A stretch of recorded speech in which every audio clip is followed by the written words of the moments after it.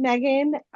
So excited to chat with you and learn more about your role. So, Megan, I'm going to ask you to introduce yourself, share a little bit about your background. You've worked at some companies that most people have heard of that are maybe worth mentioning, and then just a little context of kind of how you got to your current role, which recently expanded, that piqued my interest and I know is going to be relevant for everyone to learn about.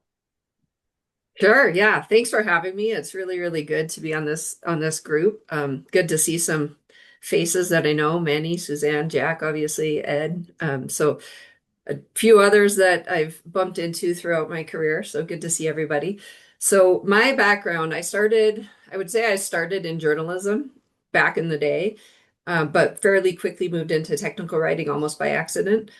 And then I kind of moved up from there. I took a little time off to run my own business and then kind of got back to that. Ended up with a degree in strategic management.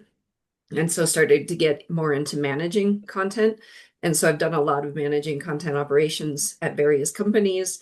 I've been in the interactive television space. I've been in the IAM space. I was at Amazon for a while, AWS for a while. Um, and then got more into data, I would say, as I moved into a company called Reltio, which does master data management. I'm now at OneTrust, and OneTrust is a company, it's a SaaS company, and what our product does is it helps large enterprises to adhere to all of the different compliance and data privacy and AI governance regulations that are out there in the world.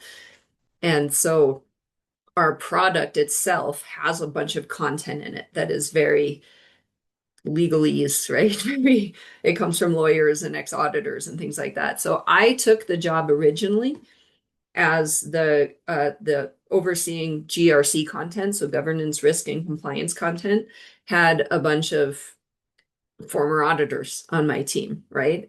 But they were managing content in spreadsheets. Like it was so archaic that I went, what? Why are you kidding? We're managing loads of content by mapping things together in spreadsheets. And so kind of got them going and then took over the privacy side. Everything kind of came together. They had been two completely separate teams. They moved them all into one organization.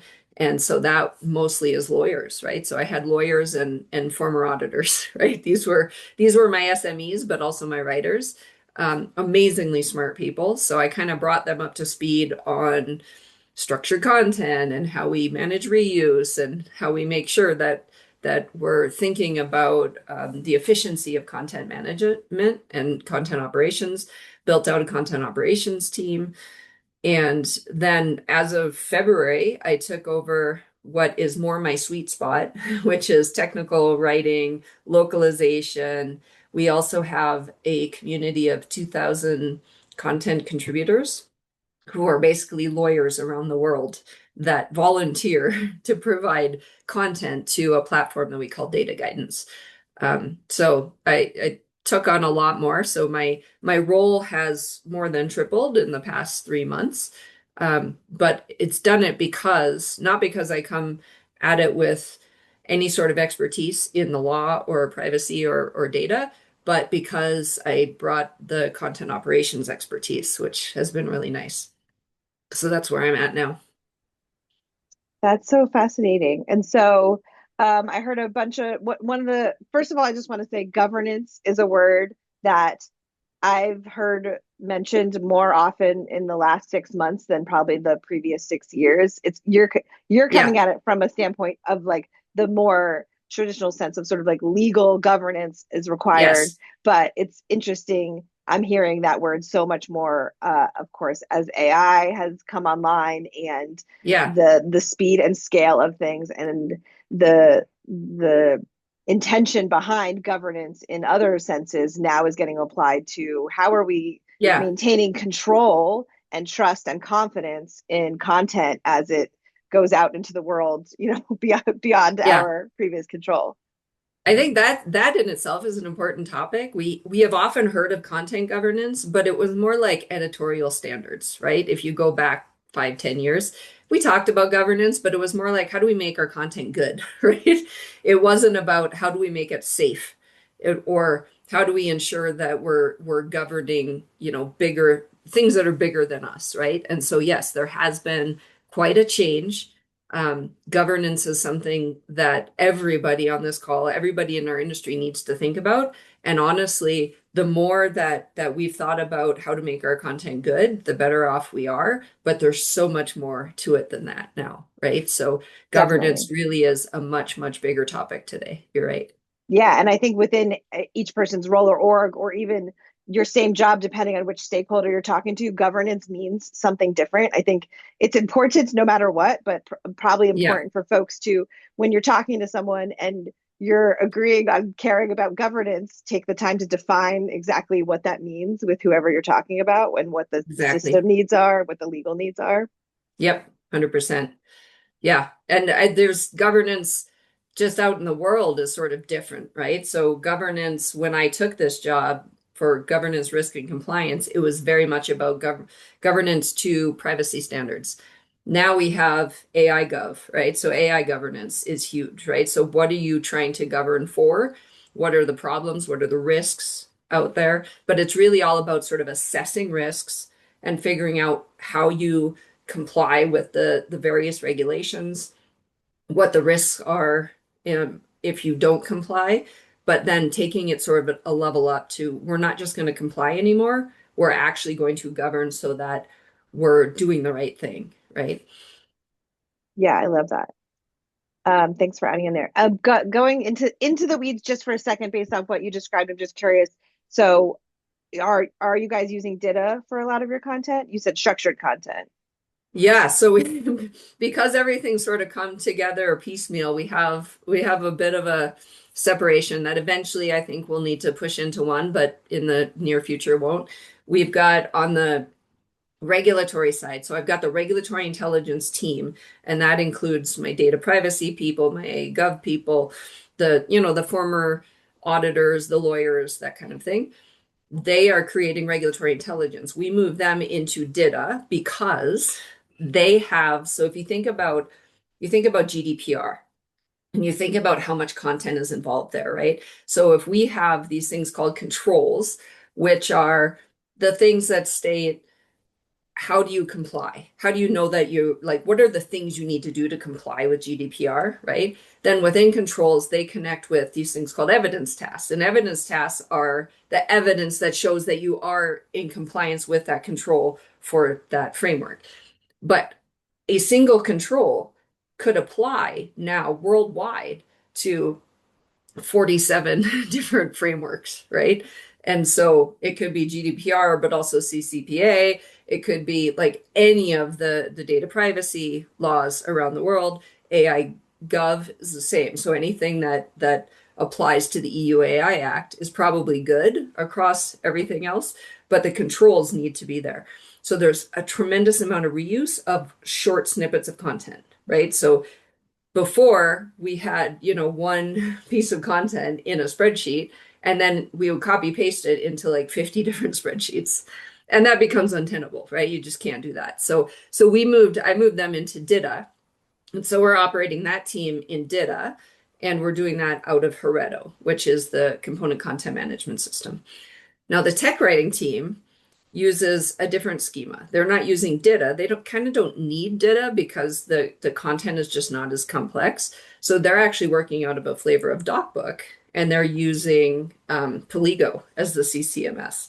So it was the kind of thing where I looked at moving this team into Poligo, but it didn't kind of break it down enough for these really complex frameworks that we have to deal with. So we could move tech content into Hereto, but we couldn't go the other way. Um, but DITA and Hereto might be too complex for what we're doing in tech content, right? So just one of those things. Yeah. And shoot, I had my question and it disappeared, but it's going to come back. Oh, I got it. As you were talking about your tech stack and your systems. So I'm curious, I didn't tell you I was going to ask you this, but you just made me think of it, which is the idea of single source of truth. This Mhm. phrase has been tossed around our industry for quite a while. I have actually never really thought, I kind of thought it was like a pipe dream, never really, truth was never ever going to live in one repository as much as people had dreams of, let's make sure all of the source content is in one place.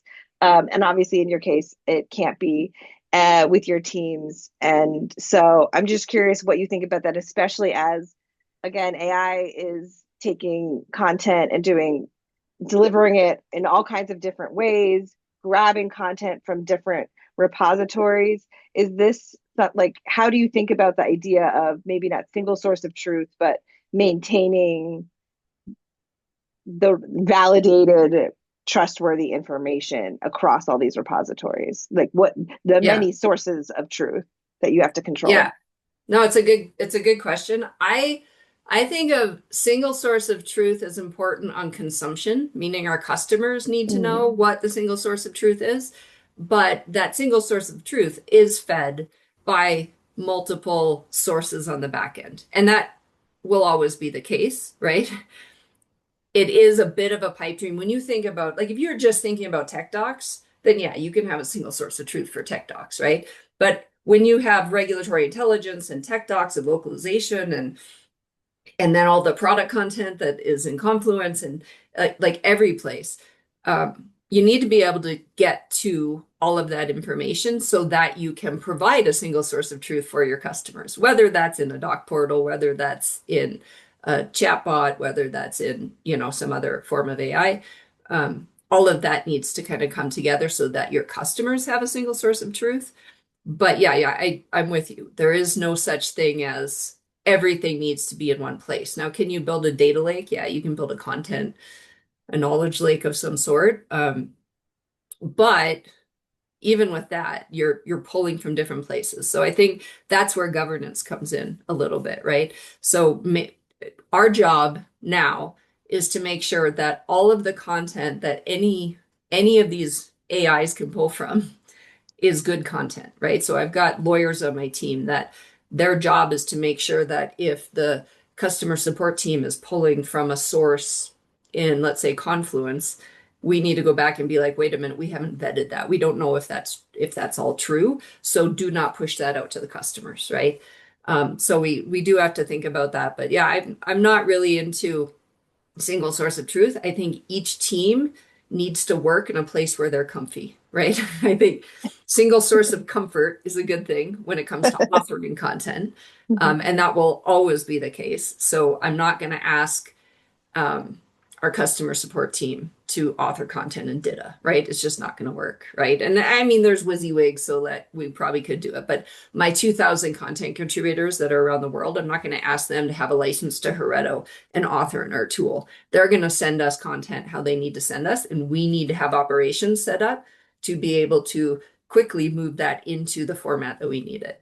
So that's where I think the single source is, like the single source of comfort for the authors, and then the single source of truth for customers. And then the rest is just building your content operations to make that efficient. I really like that. That makes a lot of sense. I love that single source of comfort. A lot of people could use that these days with Yes, yes. everything changing.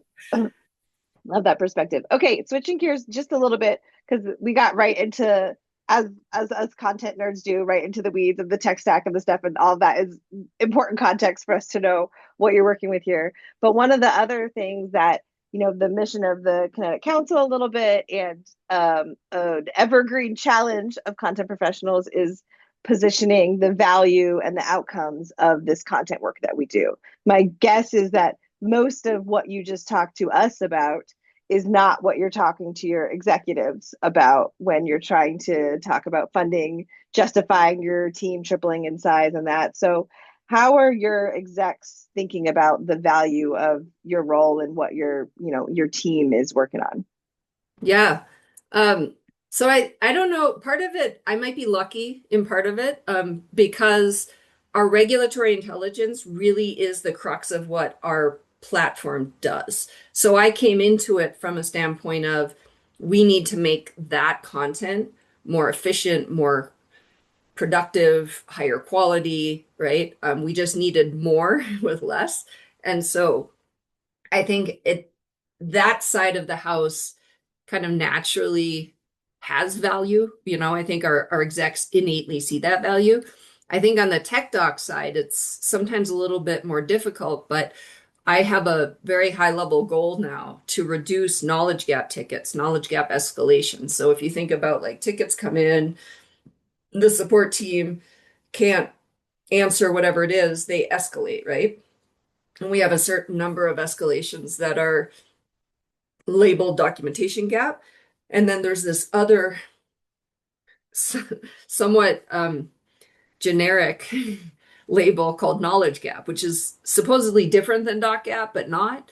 And so one of my goals is to bring that knowledge gap escalation number down.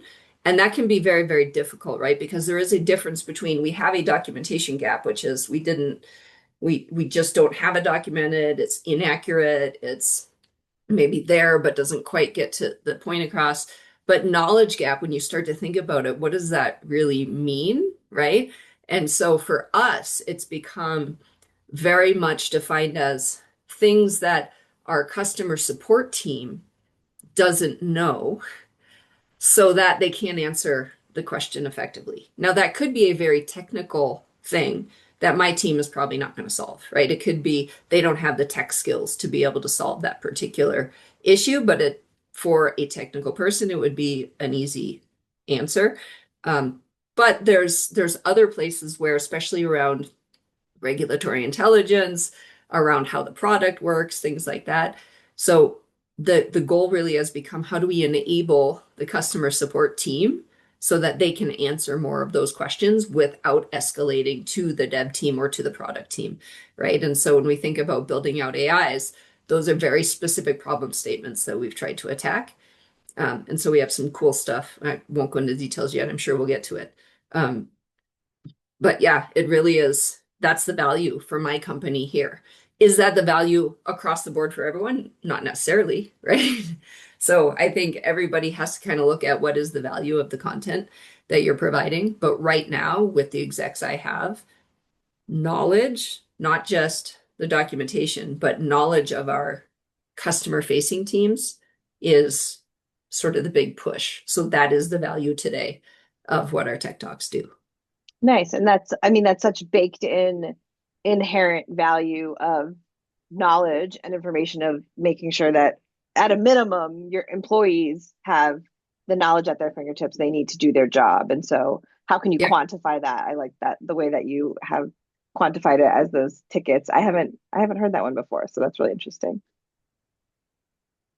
I'm curious how you're approaching skills development, both for yourself and your team of very diverse roles. So you mentioned, I don't know if it was in our pre-chat or already when we're talking now, but that, under with your widened scope, you were sort of handed responsibilities of things that you didn't necessarily have direct experience in. So how did you get yourself up to speed with knowing what you needed to know versus relying on experts? And then how are you thinking about skills development for your teams, both from the SME perspective, but also from the technology perspective?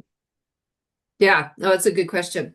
I think it's different depending on the team, right? So my Reg Intel team, predominantly they come in with law degrees. They come in with a ton of experience in auditing or security or whatever. So they are in essence SMEs. So I'm not teaching them those skills. They kind of come to it with that expertise. So on that side, it's been more of training them on content operations, on efficiency, on dive in, try something new. And then if it works, great. If it doesn't, learn from it and move forward. So on that side, it's much more about teaching how to be a content team and how to deliver content effectively. On the tech doc side, of course, these are all technical writers, right? So, and fairly senior ones. So they all come at it with extensive experience on structured content, on how to use Polygo, on how to publish content effectively, on style guides, on things like that. All of that they kind of have. And so for them, it's been, I think the skills they need to learn are more the sort of subject matter expertise. In their case, the product. How does the product work? What are the use cases in which case someone would come to the product for if they to understand these use cases, they have to have a little bit of knowledge about the regulatory intelligence, what's changing out there in the world in terms of all of these regulations that are regulating how we use data, how we use AI. They have to have some knowledge of that. They don't necessarily have to be subject matter experts in that, but they have to know enough because understanding that helps you understand how the product works, right? And so more of the skills on that side, I'm trying to make them more subject matter experts, even though they'll never quite get to the level of the subject matter expert of the lawyer, right? But they need to take on some of those skills. And I think that's a big shift now, especially as AI is doing more and more of the work, right? We've got AI agents that are doing all kinds of work throughout our processes. And our technical writers are going to be doing less and less writing and more ensuring that things are written appropriately. But they still have a very, very strong role, right? They're they might not be writers, they might be more like orchestrators or engineers or some other word, right? Curators, whatever it may be. They're just going to have a very different role, but they still are needing to think probably even more strategically about how do we measure the content and how effective it is, right? Um, how do we work with all the various teams to ensure that we're pulling information from the right places to feed the AI to create the right outputs, right? And so it's a different role. And one of the things I've done, especially with my tech content, and this might be relevant to most of the people on this call, so hopefully this resonates with you. One thing that I've found with technical writers, sort of if we're going to just put them all in one bucket and make a generic statement. It's not always the case. So if it's not you, don't be offended. But in general, I would say technical communicators get a little bit like they're very tenacious, but they get a little bit stuck in their ways, right? And so it's like, here's the process. We must do the process. The process is the thing. If you go outside the process, then I have a problem. And so I found that a little bit with our tech writing team as they came under me. And so I sat down with them at an onsite, and my conversation with them was like, you guys kind of you have a reputation of complaining. Now, you're not wrong in what you're complaining about, but we need to learn to complain productively, Ooh, right? I So, love that. yeah. And so that's been a big skill, sort of like a soft skill that I've been training. And so to help fix that, I dove into problem statements. Here's how you create a problem statement. Here's what a good problem statement looks like. We looked at a bunch of problem statements, and I had them go through and say, you like, where are these problem statements landing and what's missing from them, to kind of show them that just saying it's a problem without having data is not very compelling to anyone, right? So if you look at a problem outside of your space and you kind of go through and you're like, well, how do I know that's true? Well, you need data to sort of support it. So we went through how to write a good problem statement. And then I created an agent. I call it the problem statement generator. And so basically, they go in and they type in all the problems that they see about this one specific issue. And this problem statement generator will come up with sort of a V1 of a problem statement for them with X's and Y's where they need to find data, right? Because sometimes that's the hard thing. It's like, okay, well, I know this is a problem. And there are some problems where you're like, okay, I know it's a problem. We just got to fix it. But if I need resources for it, I have to prove to the higher ups that it is indeed enough of a problem to dedicate resources to, or to bring in a tool, or to whatever. And that's where you really need data. So this problem statement generator will help them figure out what data they need, how do they need to lay it out, that kind of thing. So that's been Megan, sort of a soft skill. Yeah, Jack. uh, one thing that I coach people on is when you're creating your problem statement, you have to say, why is it a problem for the company, not why is it a problem for you? Yeah, that's true. That's very true. And it's a really good point. And I think when you start pulling the data, you start to recognize that it really is only a problem because I want it to be a problem versus it's a problem that the company actually has to solve, right?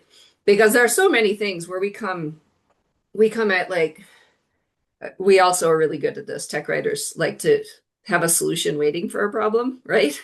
They like their thing, they like their tool, they like their process, they like whatever they did at their last company, and they want to create that here. So they go out searching for problems to support the fact that they need to do their one favorite thing. And that usually doesn't work, especially now that the entire world is changing, right? So yeah, I think that's a good point.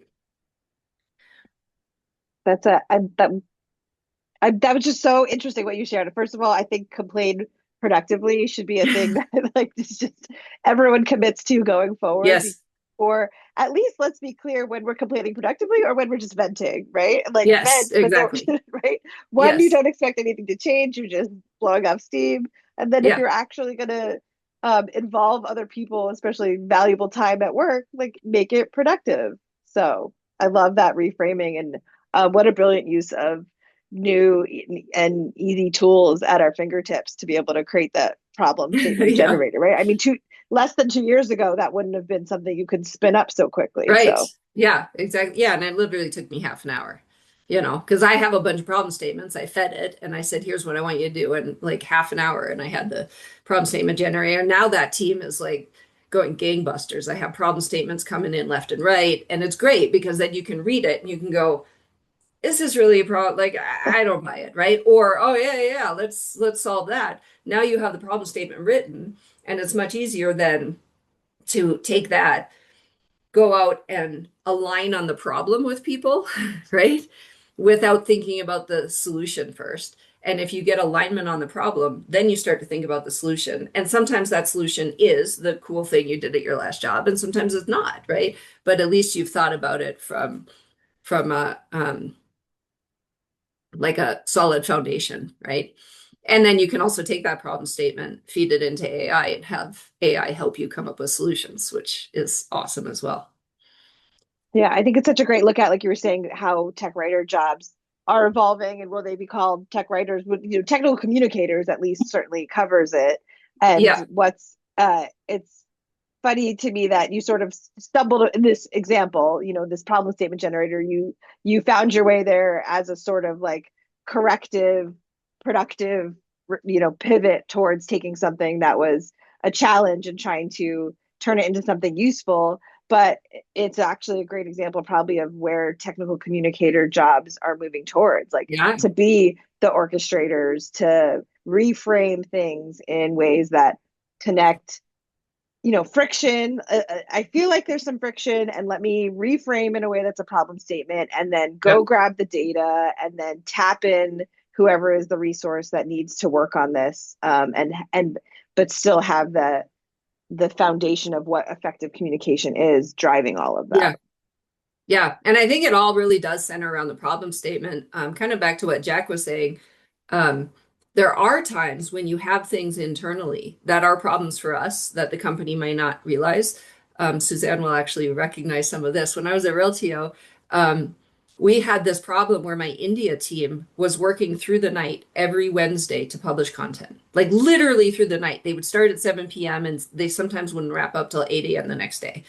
That was ridiculous, right? So I was able to write a problem statement, bring that to the higher ups. And I think most humans, like if you work for a company that cares at all about its people, right? That's a problem that needs to be solved, right? And that was sort of the like dev set up a process that worked a certain way, and they set up tools that worked for them, but it was very clunky for our team and yada yada yada, right? So it was very easy for me to go up to executives with a good problem statement and data showing here's the number of hours that they're spending, here's the reason, right? Like every time they hit a conflict, they have to go back to the beginning. So the more conflicts there are within this publishing process, the longer it took. But the shortest it took was 5 hours, and they couldn't start till 7 p.m. their time. So, and the longest could be 12 hours, 13 hours. Like, and so taking that to the executives and being like, guys, this is not okay, right? Like, I get that they're not in the US time zone and they might have to work late, but through the night, no, that's not okay. So we actually set up an entire goal around eliminating publishing pajama parties. And so we kind of made fun of it a little bit, but that was the goal, was to make sure that our team didn't have to work through the night in order to be able to publish content, which is just not something that should happen today, right? So I think to a certain degree, you can even take a good problem statement and say, this is a problem for us. But ultimately, people know that if you don't treat your people well, you'll lose people. And that's ultimately bad for the company. So, Yeah, of course. Good story. Eliminating pajama parties. I think we've gotten some awesome one-liners out of you, some fun new phrases today that I'm really enjoying. Okay, with some of what you talked about now, you got me curious about the reason you were reframing was to sort of put things in perspective and terms that resonate with other folks outside of your team if you're going to need resources to help. So are those resources? What do they look like? So what kind of roles are you collaborating with outside your team? And I'm especially curious about maybe some newer roles that you're collaborating with that you haven't in previous years, like to actually pull things off. Who are you talking to day to day outside your team? Yeah, I don't know if it's changed tremendously. I would say because OneTrust is not the size of Amazon, maybe we're reaching a little bit further, but I don't know that there's a team I don't collaborate with. Because again, I've got this sort of broad scope within the content. So our product content folks, our tech writers, they of course collaborate, you know, daily with developers, with product folks. Um, then our reg intel side, I mean, really, we're enabling the entire company as well as customers on the regulatory landscape. And so they're working with the data privacy lawyers, they're working with the security folks, they're enabling all of the go-to-market teams. They're working with marketing all the time, either because marketing wants to do webinars or because marketing needs to know what the regulatory landscape looks like.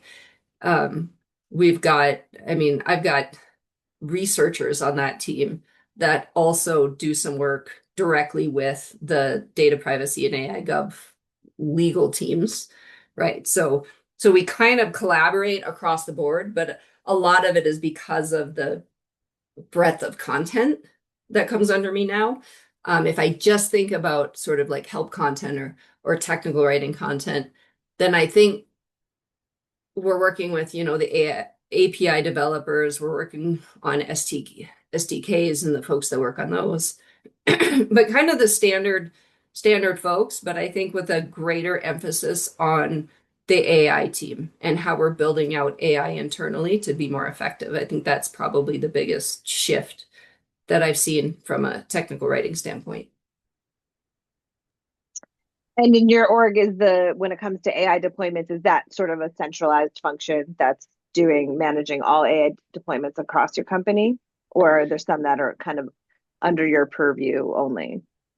So it's interesting, actually. When I came in, I had just left Reltio, where I had sort of been instrumental in building out the first kind of Gen AI stuff around documentation. So when I came in here, I was like AI before our company kind of even got on that bandwagon. I would say they had been sort of playing with it, but hadn't been doing a lot of efficiency building on it. And so I have, I think, 13 agents under me that were built by our team, but we did the sort of beg, borrow, steal time from developers in order to get what we needed on a technical side in order to get there. Now, 2 years later, we're AI first. Everything is, you have to figure out AI. There's a little bit of like, no, you can't have a head, but you can have something with AI, right? That kind of mentality. Um, so it's just a lot different in how we operate. There is a technical team that does nothing but AI, but every team across the company is supposed to be building AI. So we will collaborate with that AI team because we don't have the technical people on our team. If we had the technical people on our team, that would solve a lot of problems, but that probably isn't going to happen, right? Um, so yeah, so even though there are people that focus on AI, every team, every product team, every team across the company is supposed to be thinking about AI, either bringing in third-party AIs or building their own. And my team in particular, I think, has probably built more than any team out there. I don't know if that's still the case, but it certainly was 6 months ago. Okay, I would keep asking you questions without any breaks because I'm so curious. But pause myself and make sure there's a chance for anyone else have any questions or comments. What has this sparked for what other folks are encountering out there or what you're curious about? No one's curious. No one's curious. Is that I'll okay? I'll break the ice here. Hey Thanks, Megan, Josh. nice to meet you properly.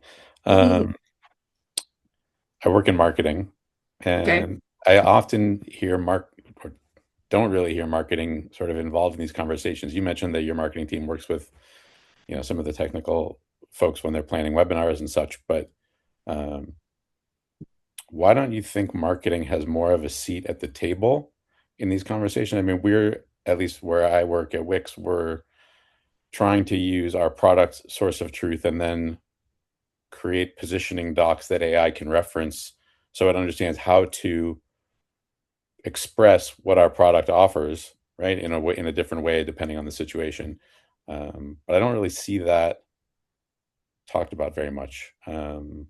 Okay. Curious from your Yeah, perspective no, if that's yeah, it's an an emerging. interesting thought. Um, I'm going to give you my unfiltered opinion on this. And keep in mind, I don't know you, and I'm not saying that you are this way. Okay. So, Okay. from my experience in the past, and I wouldn't say I see it at my current company, but I definitely have seen it in the past. And I've done talks at Content Marketing World on this. Like, marketers tend to be very competitive, right? So, if you think about the difference between a tech writer who's tech writer is very into process tenacity, like get the stuff out there, make it simple, do things that like line everything up, right? Marketers are very creative, but they're competing for eyeballs. Like the type of person that goes into marketing is somebody that has to be very competitive. So it's not a negative competitive, but it is a difference in personality. And so what I've seen oftentimes is that marketers will come at it from a standpoint of they want credit, they want it to be all about their stuff, right? Without truly understanding the foundation or the processes or the needs that say technical writers have. Over the years, I've seen that come together a little bit better. But that could be one problem where it's not that you don't have a seat at the table, but that you're perceived, whether or not it's true, you're perceived as being someone who just wants to sort of solve it your way and do your thing and doesn't quite understand the needs that other teams have for source content. So again, I don't know you, I'm not saying you're that way, but that's one factor I want to throw out there. But in terms of how to make sure that you're collaborating, I think just in general, being think about what you're good at and think about what the source content people are good at and then figure out how you can bring those two things together, right? You're in marketing, which means you have more dollars, probably. Usually you might not feel that way, but it's usually the case. You have a good sense for how to tell a story, right? You have a good sense for how to bring this thing to market, even if that market is internal, right? Then you have the source content folks who know how to write content in a structured way so that it feeds AI in a particular way. They work directly with SMEs to make sure they get what they need, right? So think about the difference in the types of work that you're doing and see how you can bring those things together to collaborate and work effectively that way. Because otherwise, it becomes very much I want to tap into your content, but I don't want to give you anything, right? And so then the source people are kind of like, well, why would I do that? We have this and we have this. So that's my unfiltered advice. I don't know if any of that rings true. I try not to be too competitive, but that's other than that, Yeah. it makes sense. Yeah. And it's not a slight on marketers. Marketers have to be Mm. competitive, right? Like if you're a content marketer, you're competing for eyeballs. So that like the nature of who you have to be competitive in order to be successful. So it's not a bad thing. It's just a difference in how people come to it. Support folks are a whole different monster, right? Like they have a different mentality too. And so there's a lot of this sort of like almost anthropology of the organization that you have to think about. But if you had a specific issue that you were thinking of, I'm happy to dive into that. But I think that's my sort of generic answer. Very good. Thanks. Yeah. I love that phrasing of the anthropology. I've worked in a bunch of different cross-functional roles, but almost hardly at all in marketing or sales. But I've always said, like, thank goodness for people who want to do that, because like the reason we get paychecks in the post-sales side of the org is Exactly. because Exactly. sales and marketing Yeah. is there bringing in income, right? And bringing Exactly. revenue in. Yeah, and you want those people to be that way. It's just difficult to collaborate sometimes when you both come at it from different points of view. You know, marketers don't understand tech writers don't understand marketers. And so if you get past that, you'll be good. Totally. Amanda asked in the chat that she's curious to hear what specific AI agents you've built that your team cannot live without now. Oh my gosh. So we have, if we think about, most of them are on the GRC and privacy side. So we have, again, you remember I talked about those spreadsheets where we would have we'd have one control mapped to 37 different evidence tasks and one evidence task mapped to 47 different frameworks and whatever. And we had these mapping spreadsheets. We now have an AI that does all that. So we don't worry about it at all. And so that was huge. We have a content validator, which is sort of like, if you think about like what's it called now? Markup AI, formerly Acrolinks, or you think of Congri, it does that kind of thing, but specific to regulatory content. We have our own style guides that we feed it. And so we have sort of a homegrown version of that that's all built on Claude Code. And it works pretty well, but I don't know that I would say go that direction and build your own unless you really have a need to have something very bespoke. So we may eventually bring in an outside tool to kind of cover that. We've got some of the big ones. I'd say some of the big problem statements we're solving today. We have two AIs that are in QA right now, two agents. One is called Reg1, one is called Prod1. Reg1 solves a very specific problem, and that is being a place where any of our customer-facing team can go in order to understand the regulations their customers are dealing with, right? So if, they're talking to a very, very large customer that's based out of Europe, then they care about the GDPR, right? And the privacy issues that come with GDPR. So you can type into it like, I'm having a meeting with this customer, right?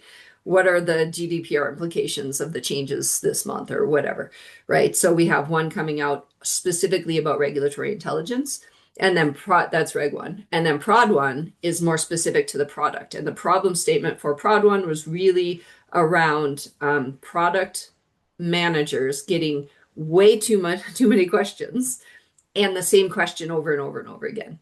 So that was the problem to solve there.